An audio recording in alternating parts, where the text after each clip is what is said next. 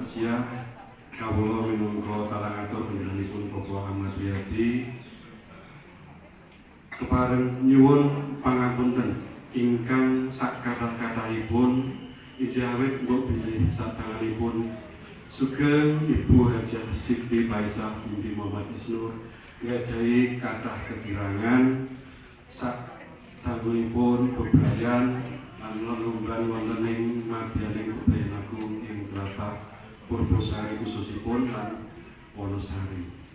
Ingkang salajengipun mbok bilih tasih wonten petang kami petang panjenengan sami kaliyan Ibu Hajah Siti Faisah kalawangsa ngantu-antu sumangga mangke sesambetan sasampunipun kaliyan keluarga Bapak Ahmad Riyadi.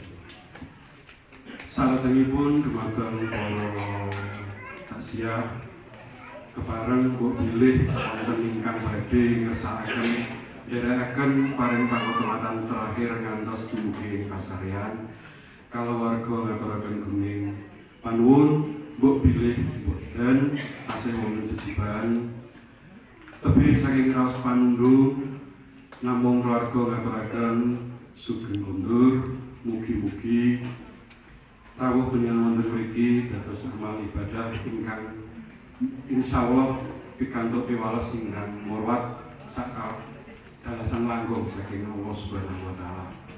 Mbok bilih menika ingkang kawula saged aturaken minangka tilatalan atur saking panjenengan Bapak Ahmad Riyadi dalasan keluarga. Matur nuwun awit sedaya kawigatosan nyuwun pangapunten mbok bilih kathah kekirangan kangge kula matur. Kawula pungkasi billahi taufiq wal hidayah. Wassalamualaikum warahmatullahi wabarakatuh.